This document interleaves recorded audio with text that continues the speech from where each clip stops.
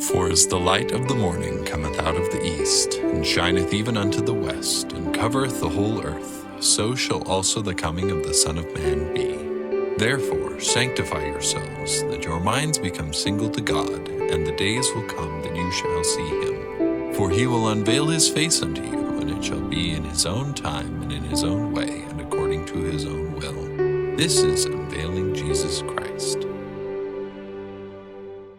Hi, welcome to another edition of UnveilingJesusChrist.com. I'm John Cassanet, and today we're going to be talking about the canonization of the Bible, including the book of Revelation, and the date on which the book of Revelation was actually written. Now, before we get into the canonization itself, we need to talk a little bit about the concept of authentication and how the book of Revelation came to be authenticated. You know, even in modern society, authentication is a really big deal. From the time that we were born and we have our baby's foot planted upon our birth certificate, it's used to identify us and to authenticate who we are. And then we go to grade school, and we've all had the experience of putting our hand in a clay mold, and out pops the handprint, and put our name next to it, so that essentially we make sure we know who we are. And you know, when you go to the doctor today, they ask you, okay, what's your birth date?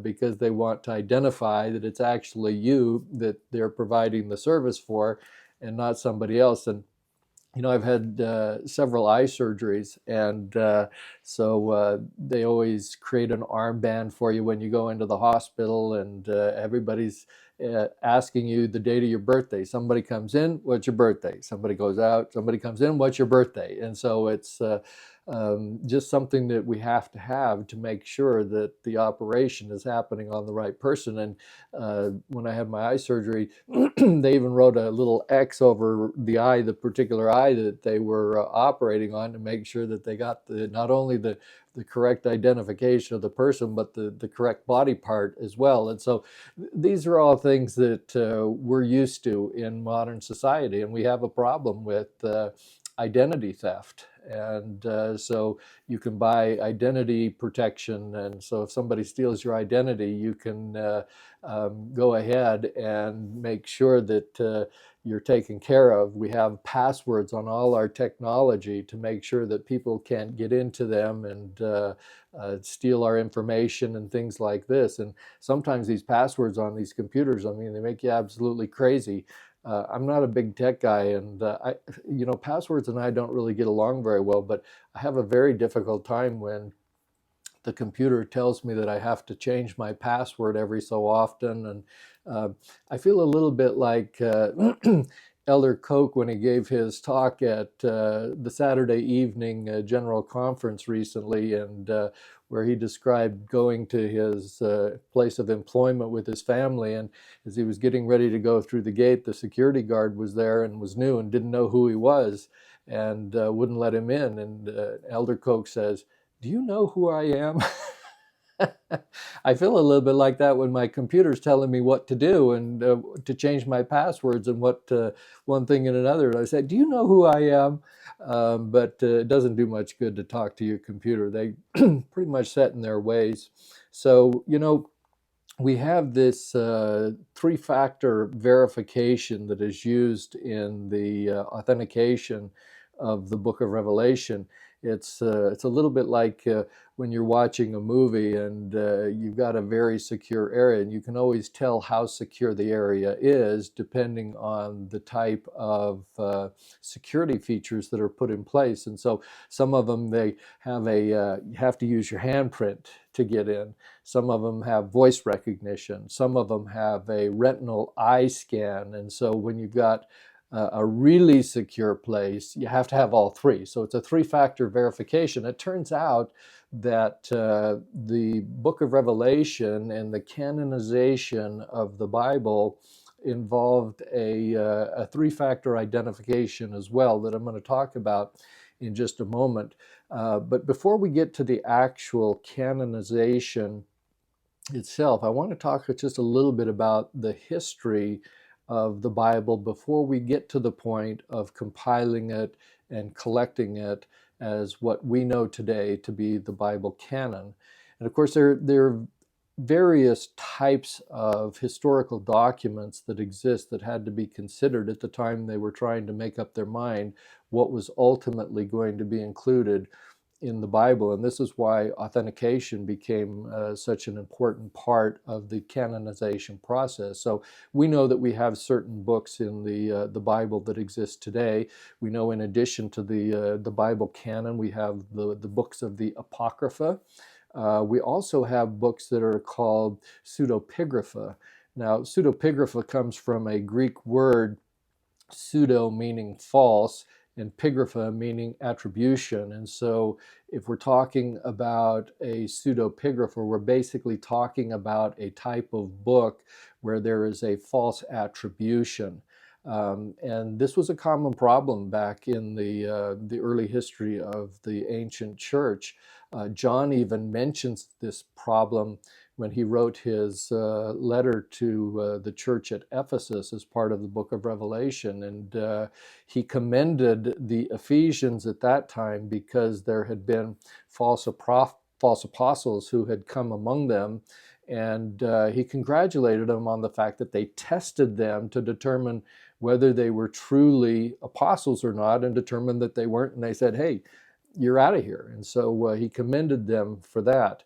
We also know from the 13th chapter in 1st Nephi, where John describes the great and abominable church, how that church came to remove many of the plain and precious parts of the Bible and what we eventually had as part of the Bible canon. And so you have all of these various things going on where what was originally written by apostles and those with apostolic authority, or people akin to them, had their writings, and they had their identities stolen in some cases. And people would write a letter, and because he's just Joe Schmo from Kokomo and didn't mean anything to anybody, he would try and elevate his writings by giving false attribution to some apostolic figure or someone close to an apostolic figure, such as Timothy, who was a follower of Paul. And so by doing so, they would get these attributions and make their writings more important.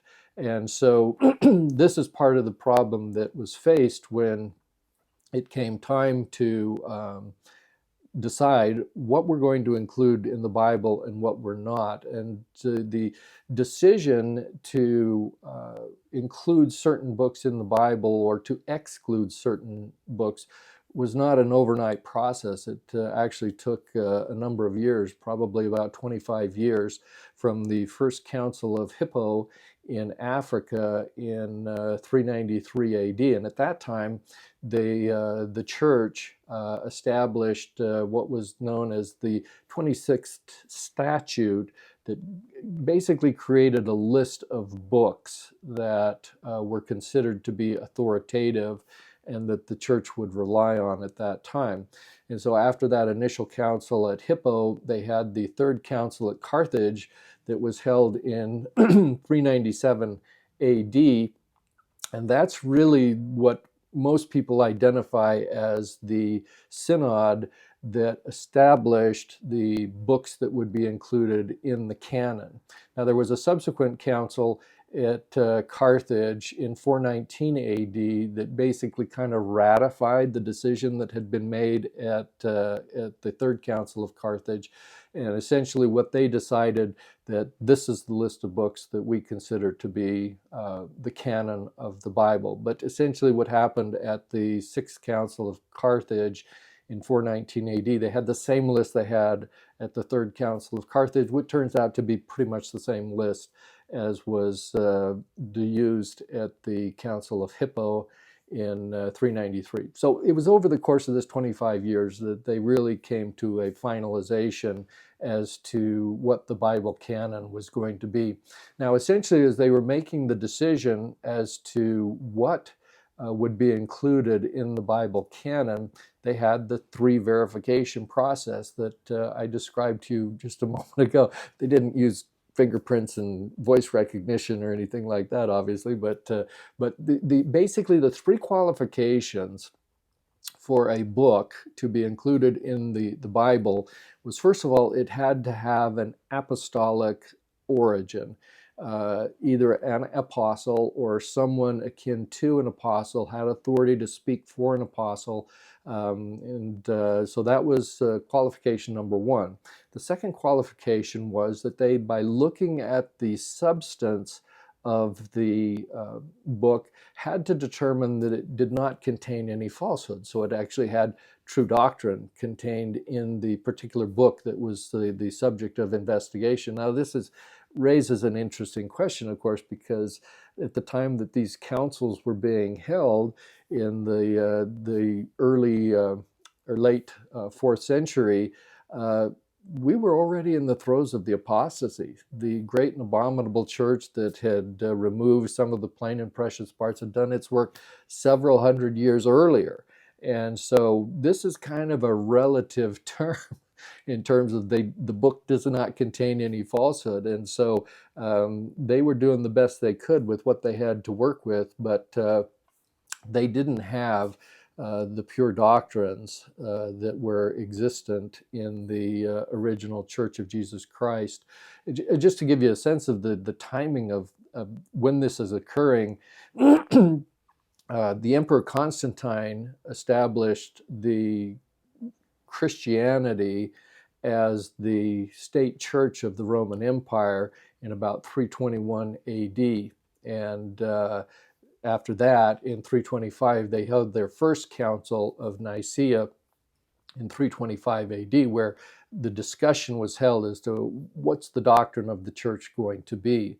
And so Constantine, who was a pagan, incidentally, gathers up all those who would be considered leaders in the church at that time, and they had a big debate about what was going to be the doctrine of the Roman Church that Constantine was establishing as the state religion of the Roman Empire. Wouldn't you love to be a fly on the wall just listening to the debate? You have these visions of things like the parliamentarians in England just going back and forth at each other and screaming and shouting.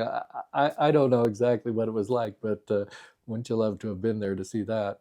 But they were deciding such things as, for example, in Nicaea, is in 325 is where they ultimately decided that the church would adopt as a doctrine the concept of the Trinity. And so they didn't have a Bible at that point. They were discussing basically doctrinal issues and what would be the doctrine. And then, a number of years later, 50 years later, they're finally coming to the point of deciding what are we going to include as the Bible canon. And that's the context in which these decisions were being made, where the doctrines had already been established. And as they're looking at the books, they're looking to see if there's consistency in what they're reading in the various letters and scrolls and other things that they had before them, to decide whether they in general were consistent with what they then understood to be the doctrines of the church.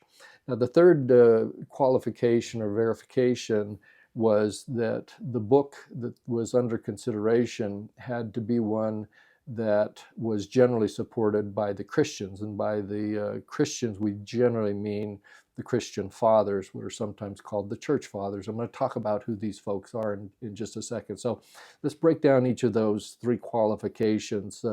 First of all, as they relate specifically to John the Revelator, because the acceptance of the book of Revelation as part of the Bible canon fundamentally came down to the question of whether John, the apostle, the disciple whom Jesus loved, the son of thunder, was he the guy that actually wrote the book of Revelation? If you listen to my earlier podcast, we know that he was, because he's the guy. And he actually refers to himself as the writer of the Revelation in 5 different places, 4 very direct, 1 certainly implied. And so he identifies himself, but he doesn't call himself, hi, I'm John the Apostle, whom you all know and love. He says basically, hi, I'm John, your brother in tribulation. And so he didn't try and really in his description of himself to elevate himself any more than among his fellow servants and brethren in the church and sisters, I guess we should also add. But we also know from the Book of Mormon that John was the writer of the Book of Revelation. We also know from the Doctrine and Covenants that John was the writer of the Revelation, and so the Church of Jesus Christ of Latter-day Saints accepts without reservation that John was the inspired writer of the revelation received from Jesus Christ. And so there's no Nicene debate going on among us as Latter-day Saints, because we have so many evidences that he is.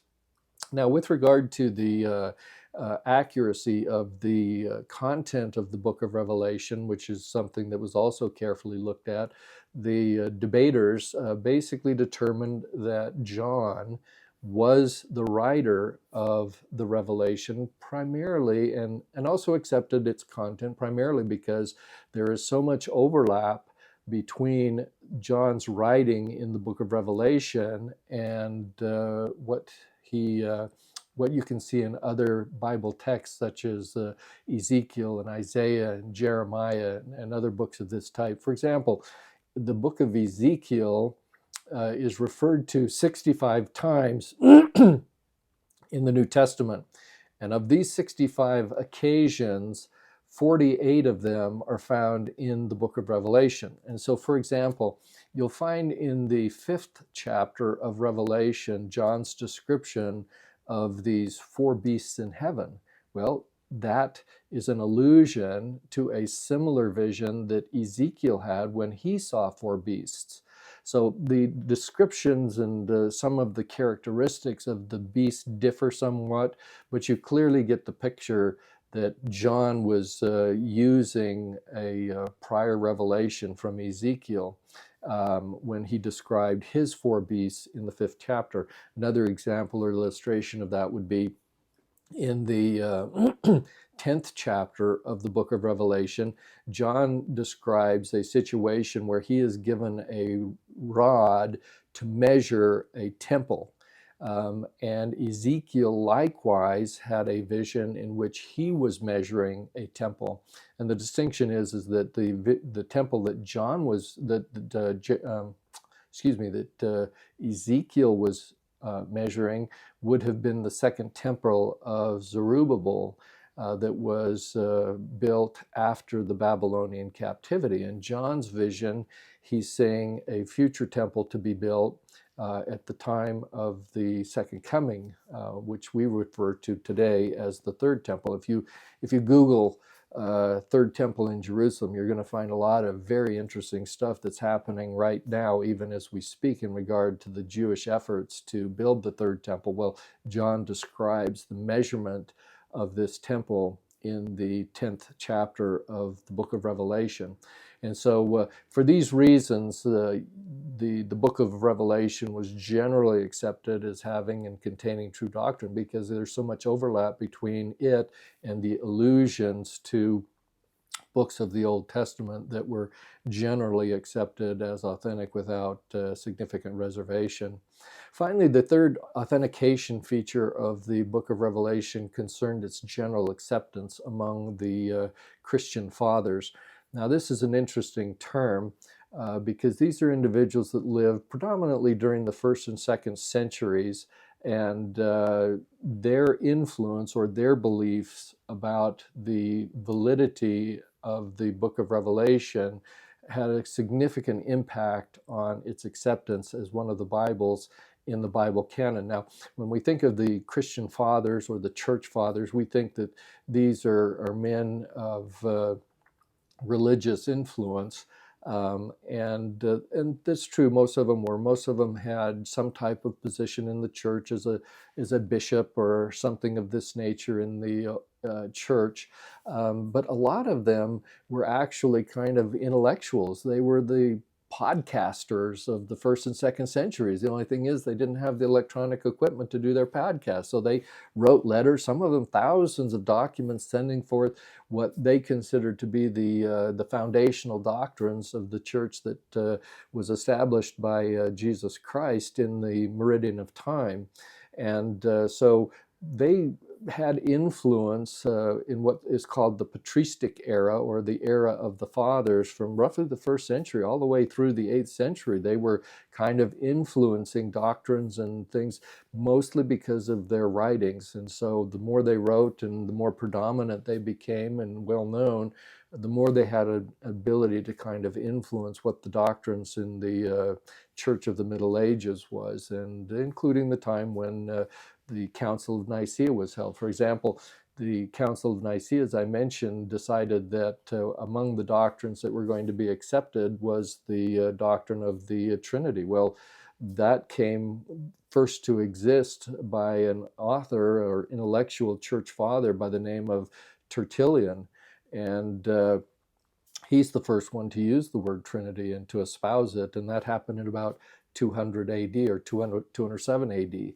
And so you have him and others like him. So for example, you have people like Justin Martyr, which really means Justin the Martyr. He was an influential church father who expressly referred to John as the author of the book of Revelation. In other words, John the Apostle. His writings make it clear that John was the writer of the book of Revelation, and that was in about 140 AD. You have others such as that had pretty significant influence, people like Irenaeus of Lyon. He was essentially a disciple of Polycarp, who was the bishop of Smyrna, which is one of the 7 churches that John wrote to. So when John wrote his letter to the 7 churches and was writing to Smyrna, in all likelihood, he was writing to Polycarp as the bishop and was personally known to him. John mentored Polycarp as a leader of the early Christian church. And so Irenaeus, writing in Lyon, was a disciple of Polycarp. So you have these people that are very close to people who were close to John, that understood who he was and the fact that he was the author of the book of Revelation. And so you had a number of them who, by the time the Council of Hippo was held in 393 AD, many of them had espoused the belief that the book of Revelation was written by John. And for that reason, they carried great weight in the decision at Hippo and Carthage to include the book of Revelation as one of the books of the Bible. Now, today, most modern scholars agree that John was the writer and that the book of Revelation is an inspired document that is and should be included in the book of Revelation. However, that view is not unanimous by any means. For example, the reformers that we're familiar with, people like Martin Luther and Ulrich Zwingli of Switzerland, and even one that's a little bit lesser known from the 1400s is Erasmus. They essentially had a belief that the book of Revelation should not be included in the Bible, principally because these particular individuals took the view that there is no literal millennium. And since John talks about a literal millennium in the 20th chapter of Revelation, they kind of poo-poo the book of Revelation because it contains what they consider to be a false doctrine. That is the literal millennium after the second coming of Jesus Christ. And so there are people of that type that don't accept the book of Revelation, principally because of that one single doctrine that's contained in about 1 or 2 verses in the whole book. So others disagree with John's authorship of the book of Revelation because of the genre. And so by genre, we're talking now about the fact that the book of Revelation was an apocalyptic vision, meaning it was a vision of the last days and the idea of events that were going to occur at the end of history. And if you compare that genre of writing by John with his gospel, that was essentially a historical writing, they say they're just too different to have come from the same author, and therefore some reject the book of Revelation as as authored by John, because they're just simply too different. However, if you actually take a look at the writing styles, certainly they are different. But John, for example, uses a lot of images in his gospel that are consistent with what is found in the book of Revelation as well. And he is unique in many of his images. For example, when Jesus came to John the Baptist to be baptized, John is the only one who records that event, and he describes the words of John the Baptist saying, "Behold, the Lamb of God." Well, that lamb becomes a very important symbol for Jesus Christ throughout much of the book of Revelation. And so you've got these connections of symbols that only John is making in all of the books of the Bible. So these connections are made, but ultimately there were some differences of opinion. So the first person that we know that openly disputed John's authorship of the Book of Mormon, or the Book of Revelation, was an individual by the name of Dionysius of Alexandria.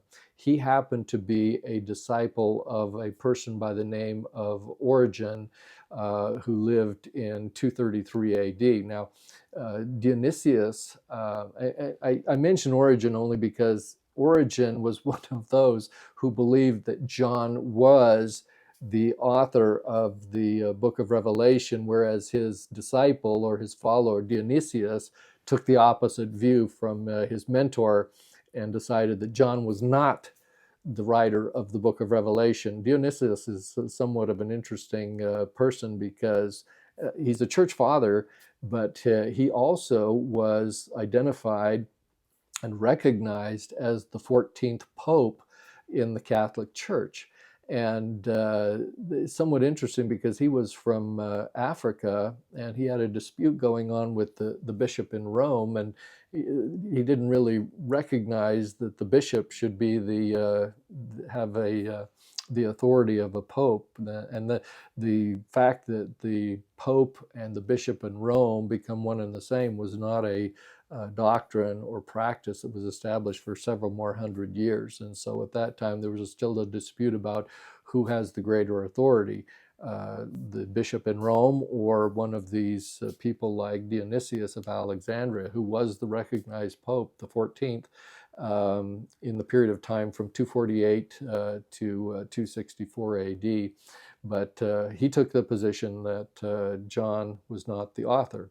Others, if you're saying that John is not the author, then who is it? And some say that John, who's identified in the book of Revelation, was simply a presbyter, an elder in the church that wrote the Revelation.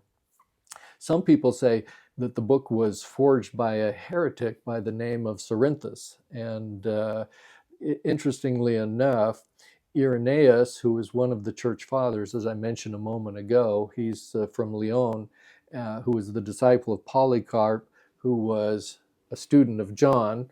And so there's a pretty close connection. And Irenaeus, in some of his writings, wrote that the Gospel of John was written to counteract the teachings of this heretic by the name of Cerinthus. And so you have to understand the chronology here just a little bit, because the book of Revelation was written, so spoiler alert, I'm going to tell you the date, so if you don't want to know yet, plug your ears. But the book of Revelation was written in about 96 AD. John didn't write his gospel and his 3 epistles until after the book of Revelation was written. And so essentially what Irenaeus is saying is that after the book of Revelation was supposedly written by this heretic named Cerinthus, John then wrote his gospel to counteract the heretical teachings of Cerinthus. And these were all contained within these writings of people that are referred to as the Christian fathers or the church fathers. Now, not all Christians today accept the revelation, and this is notably true among the bishops of the Eastern Orthodox Church, also known as the Greek Orthodox Church. And so you'll probably recognize, of course, that after Constantine established the Christianity as the state religion of Rome, eventually there was what was known in the church as the Great Schism that occurred in 1054 AD. Now there were some differences in opinion because of the church in the West, headed by the Pope in Rome, and then on the other side you have the establishment of the Greek Orthodox Church over in Constantinople. So in 1054, things kind of came to a head, and Pope Leo IX in the West excommunicated Michael Celerius, who was the patriarch in Constantinople, and Michael, for his part, excommunicated Pope Leo IX in the West. And so the two leaders of these two great branches of the church excommunicated each other, and they started to go their separate ways. Well, that's just the start of the schism, because it continued on for almost 700 years until 1729. Pope Benedict the Eighth, or Pope Benedict the 13th, cut off communion of members of the Orthodox Church, and that's kind of where it finally the branch. And all of this we recognize in the writings of Daniel when he described the dream that Nebuchadnezzar had of this image that had a head of gold, and then the silver, the brass, and you get down to the two legs of iron. We recognize that as the period of the Roman Empire and the Roman Church specifically, that then splits into these two great branches. And that's when it happened, was in 1054. It started to split then and finally finished off in 1729. Now, I tell you this story because essentially the bishops of the Eastern Orthodox Church largely reject the book of Revelation as being an inspired writing of the Apostle John. And so in the Greek Orthodox Bible, you will not find the book of Revelation. It's not among the books that are canonized. And in the Roman Catholic Church, they have the book, but it's actually called the Apocalypse of John. We call it the Revelation of John, or the book of Revelation of St. John the Divine. The St. John the Divine was added as an appellation to the book in about the 12th century, or at least no later than the 12th century. But in the Catholic Bible, it's simply called the Apocalypse of John. So difference in name, but pretty much the same substance. So that gives you a little bit idea of how the book of Revelation came to exist, differences of opinion about whether it was inspired or not. And we now want to spend a little bit of time talking about the date and place that the book of Revelation was written. John identifies himself and indicates that the vision occurred on the island of Patmos. This is a small Greek island today in the Aegean Sea. So if you're geographically challenged, essentially that means that on the west side of the Aegean Sea, you'd have the mainland of Greece, and on the eastern side, the right side of the map, you'd have the modern nation of Turkey. And the Ephesus is located 24 miles from the coast of Turkey, and it's about 50 miles south and west of Ephesus, which is where John directed the first letter in the book of Revelation. Also happened to be the town where John was living prior to the time that he was banished to this small rocky island. The island is only about 25 miles in circumference. We're not certain where the vision actually occurred, but that doesn't really matter, because capitalistic people have determined to where it happened and invite all the tourists to come and see a small grotto, which they build a church over the top of it to celebrate John's vision. And whether that's the place or not, who knows. But at any rate, if you go to Patmos, there is a church over a grotto. You can go and see where the vision supposedly occurred. So Patmos was an island that was one of many used by the Romans essentially as a penal colony for banished exiles and criminals. So essentially, it's kind of the Roman Empire version of Russia's Siberia today. And so the what happens there is really you're basically put to work. It's a mining place where they would be mining for lead, and it was also a stone quarry. So when John was banished, this was not a pleasant experience. It's not like a minimum security prison where we send all these federal officials who are being convicted of various crimes and they just kind of live a life of luxury. So this was a hard time for a guy that was probably 100 years old at the time that he was banished for his testimony of Jesus Christ. The banishment occurred because he wouldn't relent from testifying about the Savior, even though Christianity had been criminalized at least 3 decades before John was banished to the island of Patmos. Now, there are 2 types of banishment that occurred back in this day, and I'm going to try and use my Latin experience and say that one of them was the relegatio. So I don't know if that's how Latin is supposed to sound, but it's a Latin term that basically means it was a banishment for a short term. It meant that when you were banished, it didn't mean that you had to forfeit your citizenship. There was typically no forfeiture of property associated with this type of banishment. But if you were in the unfortunate situation of suffering banishment by deportatio, then that would be longer term, and it usually was accompanied by the loss of property and forfeiture of citizenship. So we know that John was banished because he had the testimony of Jesus Christ. And we know that at the time of his banishment, he was probably the last surviving apostle. And he only was a survivor because of the promise that the Savior had made to him 70 years earlier, that he would tarry in the flesh until the time of Christ's second coming. And so he was still alive. There is a tradition by Tertullian, who's one of these Christian fathers that I mentioned a little bit ago, that the Romans tried to kill John by boiling him in a cauldron of hot oil in Rome. And he specifically identifies the Emperor Domitian as the person who attempted to kill John. And can you imagine the embarrassment?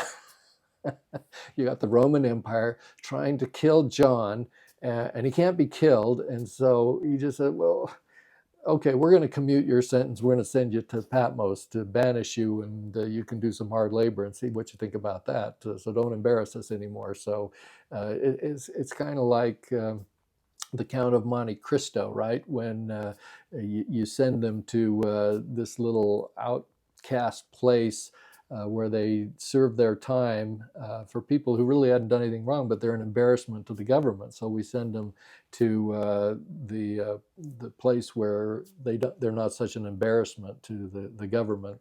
But at any rate, John was there and had his sentence commuted to serve hard labor rather than suffering death, because the sentence of death couldn't be carried out on him. Now, a minority of people believe that the book of Revelation was written sometime between 68 and 69 AD. And this would have been during the time of Nero. It would also have been prior to the time of the destruction of Jerusalem in 70 AD. Nero was the Roman emperor who was instigated the first Christian persecution. Nero was a bad bad guy. I mean, as if you want to have a list of really bad guys, I mean, Nero was just this cruel tyrant. But, you know, to a certain extent, he came by it honestly. And I say that because his mother poisoned her husband, the emperor, so that Nero could ascend to the throne. And after she murdered her husband, Nero ascended, he then murdered her.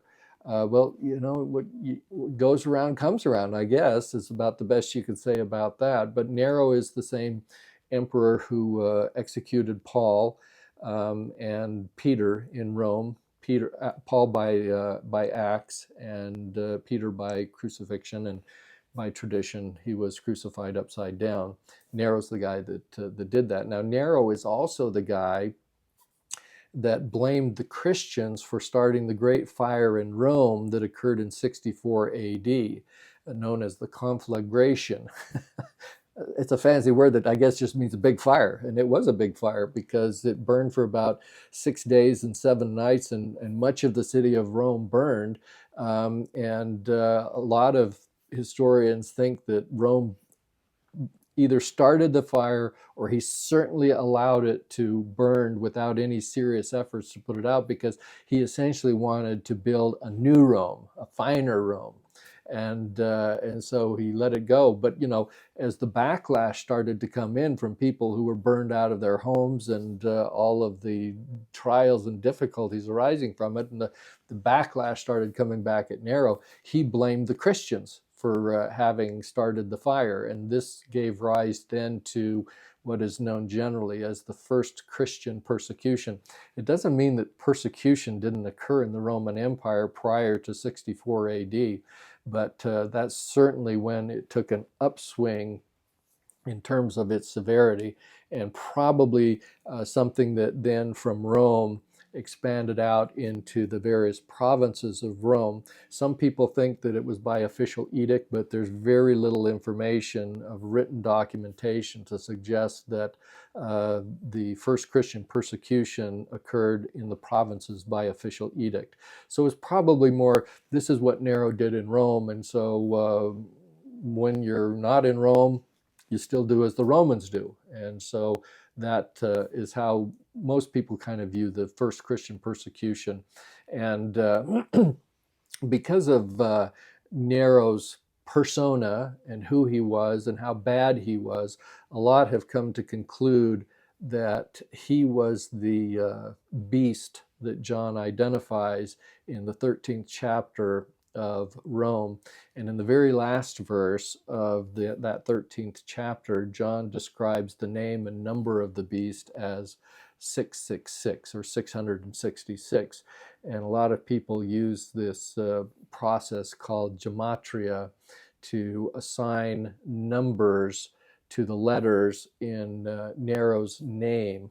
So the way that they get there is you take the name Nero Caesar, you convert it into Hebrew text, which didn't have any vowels, and you count the consonants in the name that's left, and they add up to 666. But unfortunately, we'll discuss this in more detail later on. There's a lot of manipulation that you can do with this particular process, and so ultimately, you know, this is kind of scenes to coming attractions. We're going to conclude that Nero Caesar is not the beast, and his number is not 666. So I'm not going to spoil it. You just have to wait for 13 chapters, and then we'll talk about it. Now, the majority view of when the book of Revelation was written is that it was written, and I already told you this earlier, unless you plugged your ears and didn't hear it, that Domitian was the Roman emperor who banished John to the island of Patmos, and this ultimately led to the timing of the vision in about 95, 96 AD. I usually just say 96 AD, but it could be, it's somewhere in that nature. But Domitian was the emperor who rose to power in 81 AD. He was part of what is known as the Flavian dynasty. So you had Nero, who died in 68 AD. He was succeeded by Vespasian. And Vespasian, so what's going on in 68 AD is that's the time when Rome is at war with the Jews in Jerusalem. And it's 2 years before Jerusalem is going to be destroyed. And Vespasian was the general of the Romans at that time. So when Nero dies, and he dies by suicide, he kills himself as he was about to be taken before the Senate. So Vespasian leaves the battlefield in Jerusalem, goes back to Rome to claim his emperorship, and essentially succeeds that in doing so, and he leaves his son Titus to be the guy to do the mop-up operations in Jerusalem. And so this is how Titus becomes known as the great destroyer of the city of Jerusalem and the second temple of Herod, which was so thoroughly destroyed that there was not even one stone left standing above the other. And that, of course, is something that Jesus predicted in the 24th chapter of Matthew on the night before his crucifixion. And so then Titus, after Titus dies, Titus becomes the emperor after Vespasian dies. And when Titus dies, his brother Domitian becomes the emperor in 81 AD. And this is all part of the Flavian dynasty, a father, son, brother dynasty that ruled in the Roman Empire from the death of Nero in 68 AD until the death by assassination of Domitian in 96 AD. So Domitian was not much better than Nero in terms of his murderous disposition. He also deified himself as Nero did. And if Jews and or Christians refused to recognize him as our Lord and our God, they were going to be persecuted. And Domitian also instigated attacks upon the Jews. If Christians tried to disclaim an obligation to pay the tax because I'm not Jewish, I'm Christian, unfortunately, their fate was even worse. And the reason their fate was worse because of a rumor that came to Domitian that there was going to be an overthrow of the Roman government by a descendant of Jesus, who was, of course, the ultimate Christian. And so for this reason, the Christians were severely persecuted in what came to be known as the Second Persecution. We have Tertullian to thank for the information that Domitian was the one who caused John to be banished to the island of Patmos. His writings were basically copied, so we don't have Tertullian's original writings, but we have another church father by the name of Hegesippus who copied over and gave an account of what Tertullian had written, and then these were adopted by Eusebius. And from these sources, we have the information that John was taken to Rome from Ephesus. They tried to boil him in hot oil and ultimately led to his banishment by Domitian. Now, after Domitian died in 96 AD, the next emperor was a guy by the name of Nerva.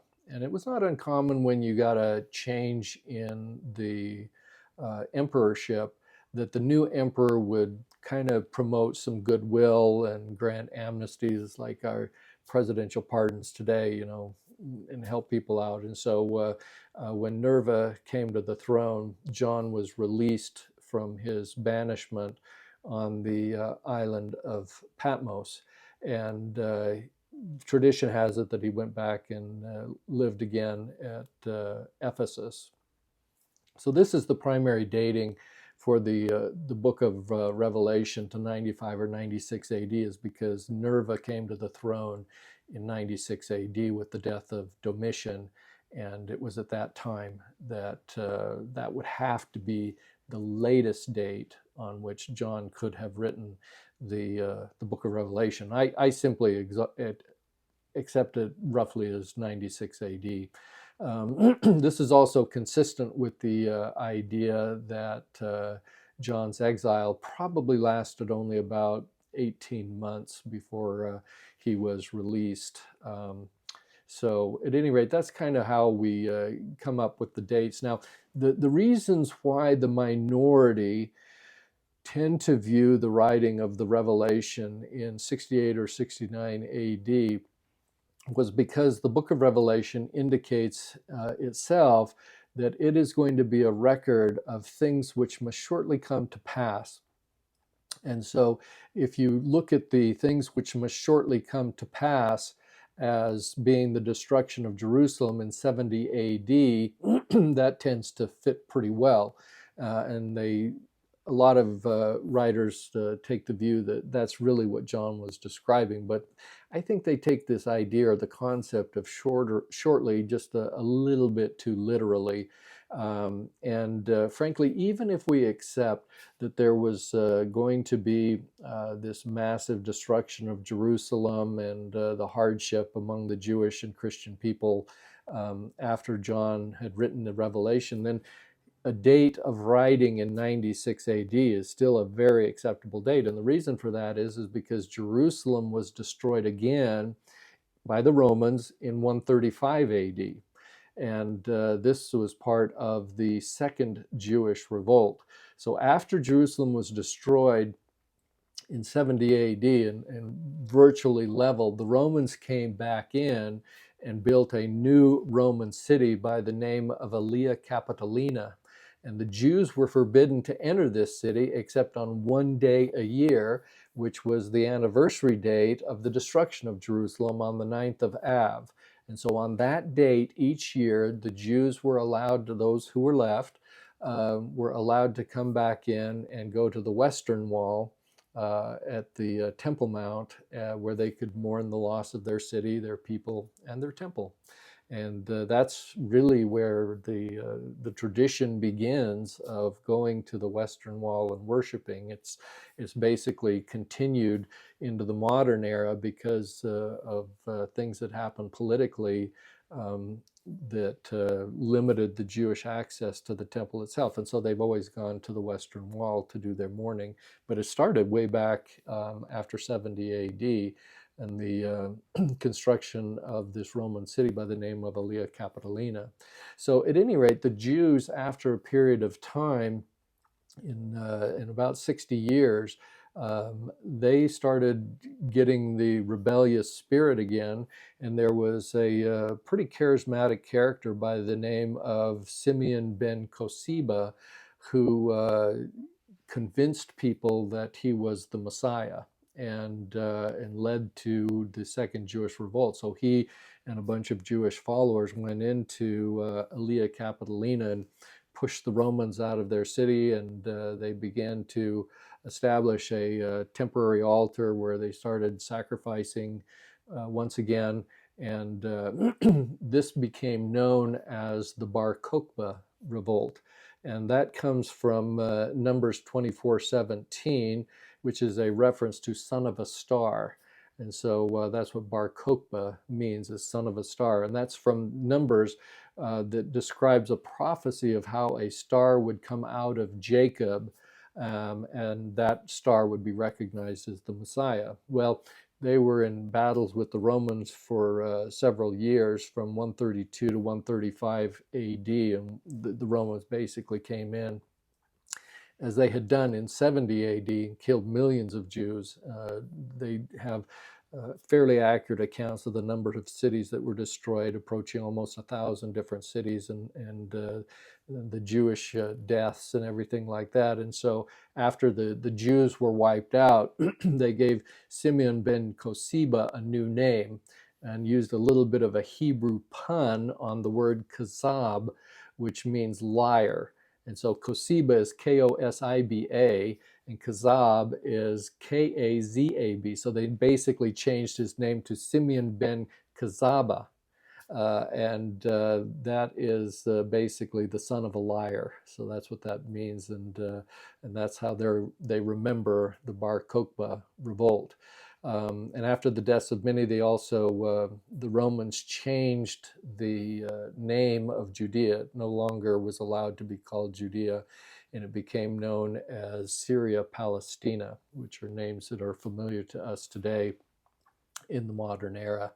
Um, so what we see from this is that if you want to consider things that happen near in time to when the Revelation was written, even if we accept that as a premise, then John's vision in 96 AD was still very much early enough in history to reveal, quote, things which must shortly come to pass. And so a lot of people who view the Revelation today kind of take what's called a preterist view or a historical view of the Revelation, where they believe that much of what John wrote in the Revelation is of ancient history and has little to do with what happens in the modern era. I and members of the church and the church in general, of course, take a very opposite view of the book of Revelation. I find very little that is written in the book of Revelation that does not have relevance to today, and much of it describes in very explicit terms, although symbolic terms, what is going to transpire in the latter days. So let me just kind of conclude this podcast with a couple of observations about the miracle that exists, that the book of Revelation is even part of the Bible canon. I compare it to the coming forth of the Book of Mormon itself. Now, the Book of Mormon came forth, of course, through the hand of God, because Moroni, the last writer of the Book of Mormon, writes his final account in Moroni chapter 10 and then buries that record in the hill Cumorah. He comes back 1400 years roughly later, shows Joseph where the plates are buried. Joseph then translates the Book of Mormon by the gift and power of God, and we, by that miracle or that series of miracles, have the Book of Mormon as one of our four standard works. But the Book of Revelation is no less a miracle in my mind, in the fact that it is now part of the Bible today. If I were an odds maker, a bookie, and you asked me what are the odds, put me back in time. I now today we know it's part of the Bible, so you got even odds today. But back in the day, when the book of Revelation was written by John on Patmos, and you asked me to give odds that it would end up in the Bible canon, I'd say, hey, I think the odds are probably 100 to 1. And there's so much that suggests why it should not be part of the Bible today, but it is. And today we have it as part of the Bible, which combined with the Book of Mormon, we got the stick of Judah, we've got the stick of of Joseph or Ephraim, as described by Ezekiel in the 37th chapter of his book, how those two would come together to be formed. And they both came about in miraculous ways, particularly as it relates to the book of Revelation. It was by no means a done deal with the Council of Hippo that we were going to have the book of Revelation as part of the Bible canon. And if you go back in history and look at what happened, John wrote this on the island of Patmos as a criminal. All right. So Christianity was criminalized, and that didn't change just because John got released by Nerva.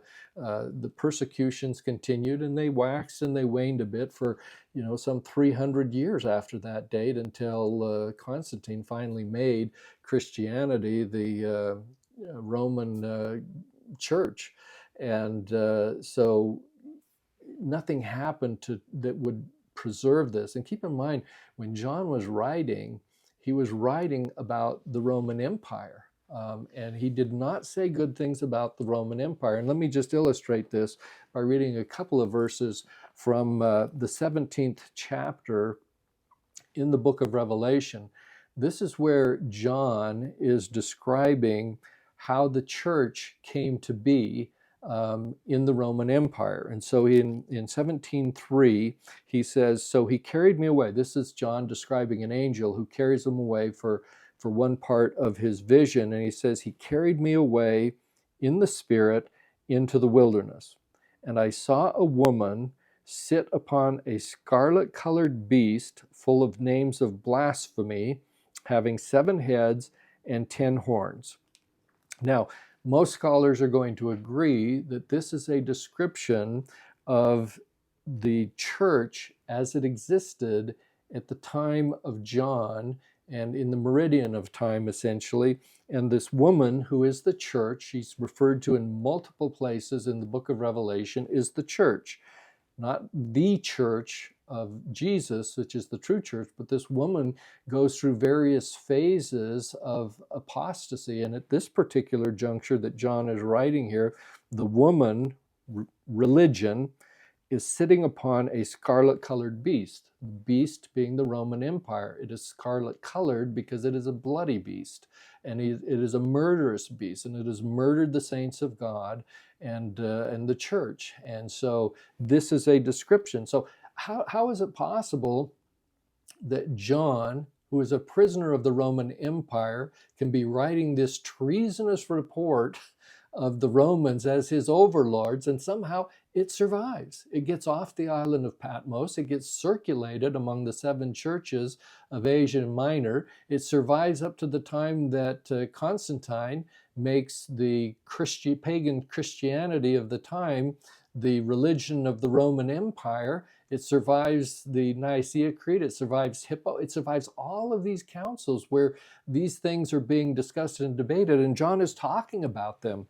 In the next verse, he says, "And the woman was arrayed in purple and scarlet color, and decked with gold and precious stones and pearls." And so what you get here is essentially an evolution of the woman, or this church, from the time that she was bloodied and battered by the Roman Empire until all of a sudden the Roman Empire decks her with robes of royalty and purple and scarlet, decked with gold. Well, that's the creation of the Constantinian church, when all of a sudden those who were persecuted are invited into the royal courts of the Roman Empire, and they're lavished with gifts and given all of these prominent positions in the empire.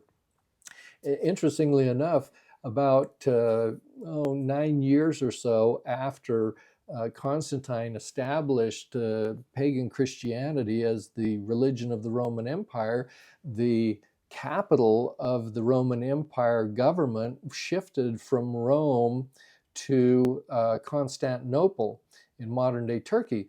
And when Constantine left with the government, the head of the church remained in Rome, and there's this huge vacuum of both power and land holdings. And so what happened, all the lands and the government buildings and everything like that, when Constantine moved the government to Constantinople, essentially it was given to the church, and it became the largest landholder in all of Italy. And so you read this and you say, yeah, well, the woman was arrayed in purple, scarlet, decked with gold, precious stones. I mean, it's a very clear description of the church and the history of the church after Constantine had adopted it as the religion of the Roman Empire. And so here we are, we have all these descriptions of John, which by all accounts would be considered treasonous, because he does not have good things to say about the Roman Empire and the